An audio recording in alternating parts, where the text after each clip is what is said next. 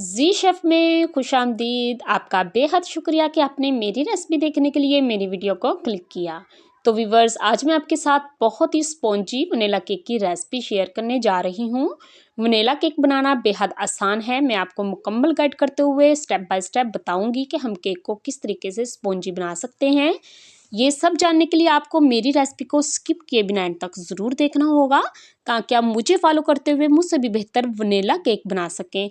तो चलते हैं मज़ेदार सा केक बनाने की तरफ। बिस्मिल्लाहिर्रहमानिर्रहीम। सबसे पहले हम मोल्ड को रेडी करेंगे, क्योंकि जब हम केक का बैटर तैयार करेंगे तो हमारे पास इतना वक्त नहीं होगा कि हम मोल्ड तैयार कर सकें। तो पहले हम इसे ऑयल से ग्रीस करेंगे। अब मैंने इसके ऊपर ये कॉपी का कागज़ लेकर उसे मैंने गोलाई में काट कर इसके ऊपर लगा दिया है। आप इस पे बटर पेपर भी लगा सकते हैं। अगर आपके पास बटर पेपर ना हो तो आप किसी भी रजिस्टर या कॉपी का पेज लेकर लगा सकते हैं। ये हमें बटर पेपर का ही काम देगा। ज़रूरी नहीं कि हमारे पास बटर पेपर हो तो फिर ही हम केक बेक कर सकें। हम ये पेज लगाकर भी केक अपना बेक कर सकते हैं। तो अगर आपके पास ये मोल्ड ना हो तो आप कोई भी बर्फ़ का कटोरा लेकर, जिसमें हम बर्फ़ जमाते हैं, उसमें भी केक अपना बेक कर सकते हैं। तो मैं इसे अच्छे से ऑयल से ग्रीस करूँगी ताकि हमें केक डीमोल्ड करने में आसानी हो। तो यहाँ मैंने इसे रेडी कर लिया है। अब मैंने एक ब्लेंडर जार लिया है। हाफ कप इसमें हमने दूध का डाला है। 1 कप हम इसमें चीनी का डालेंगे। अब हमने इसको इतना ब्लेंड करना है कि चीनी जो है वो दूध के अंदर अच्छे से मिक्स हो जाए। तो दूध के अंदर चीनी अच्छे से मिक्स हो चुकी है। अब हम इसमें 3 अदद अंडे डालेंगे। ये अंडे मैंने तोड़कर कटोरी में पहले डाल लिए थे। ये चेक करना ज़रूरी है कि अंडे हमारे ख़राब तो नहीं।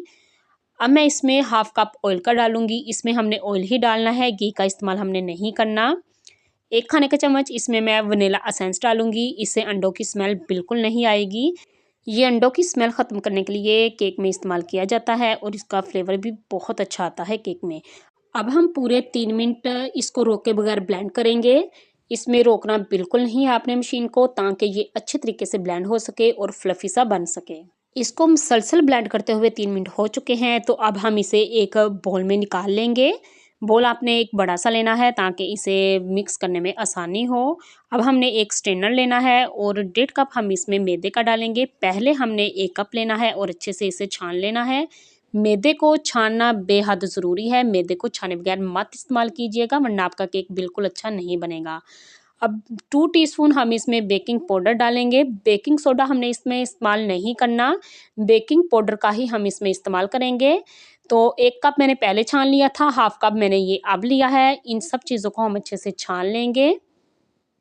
अब हमने स्पैचुला की मदद से इसे अच्छे से मिक्स करना है। एक ही डायरेक्शन में इसे घुमाते हुए हम इसे अच्छे से मिक्स करेंगे। आपने डायरेक्शन इसकी चेंज नहीं करनी। आपने इसी तरीके से, जैसे मैं कर रही हूँ, कट एंड फोल्ड कट लगाते हुए आपने इसे बिल्कुल इस तरीके से मिक्स करना है। इतना मिक्स करना है कि इसमें किसी भी किस्म का कोई भी लम्स ना रहे। तो आप इसकी कंसिस्टेंसी देख सकते हैं। ये बैटर इतना ही थिक होना चाहिए। अब हम इसे मोल्ड में शिफ्ट कर लेंगे। मैं आपको 2 पाउंड का केक बनाने की रेसिपी बता रही हूँ। तो ये हमने सारा बैटर इसमें डाल लिया है। अब हम इसे टैप टैप करेंगे। टैप टैप करना बेहद ज़रूरी है, ताकि इसमें जो एयर बबल्स हैं वो सारे निकल जाएं। केक को हम पतीले में बेक करेंगे। पतीला पहले से मैंने प्रीहीट करने के लिए रखा हुआ था, तो पतीला हमारा प्रीहीट हो चुका है। तो अब ये मैं मोल्ड बड़े ध्यान से आराम से इसमें रख दूँगी और बिल्कुल लो फ्लेम पर इसे बेक करने के लिए छोड़ दूँगी 45 मिनट के लिए। ये आपके फ्लेम पे डिपेंड करता है कि आपका फ्लेम कितना है। आपको 45 से 50 मिनट भी लग सकते हैं। केक बेक होते हुए 50 मिनट हो चुके हैं। तो हमारा केक बेक हो चुका है। ये मैं आपको चेक करवा देती हूँ। तो देखें, इसकी स्टिक बिल्कुल साफ़ आई है। केक को मैंने पतीले से निकाल लिया है। अब हम नाइफ़ की मदद से इसके किनारे छुड़वा लेंगे, ताकि इसे डीमोल्ड करने में आसानी हो।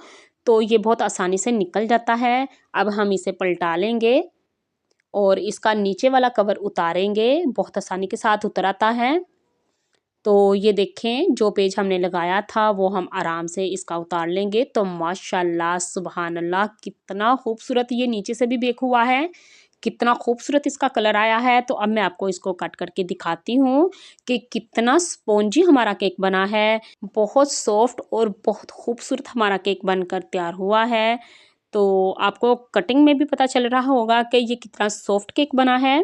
तो लीजिए व्यूअर्स, अब आप इसकी लुक चेक करें ज़रा। ये देखिए, मैं आपको चेक करवाती हूँ कि कितना स्पॉन्जी केक बना है। माशाल्लाह, बहुत खूब हमारा केक बनकर तैयार हुआ है। कितना जालीदार केक है, ये मैं करीब से आपको दिखाती हूँ।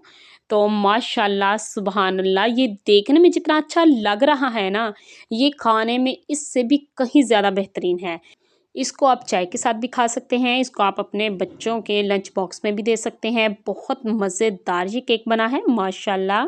अगर आपने अभी तक मेरे चैनल को सब्सक्राइब नहीं किया तो प्लीज़ कर लें और साथ लगे बेल आइकन को भी दबा लें और ऑल पे क्लिक भी कर लें, ताकि मेरी हर नई आने वाली वीडियो का नोटिफिकेशन आप तक सबसे पहले पहुंच सके।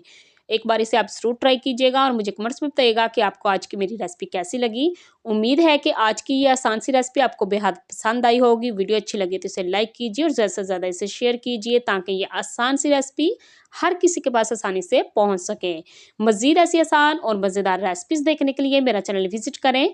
अपना और अपने प्यारों का बहुत सा ख्याल रखें। Thanks for watching. मिलते हैं नेक्स्ट वीडियो में, तब तक के लिए अल्लाह हाफिज़।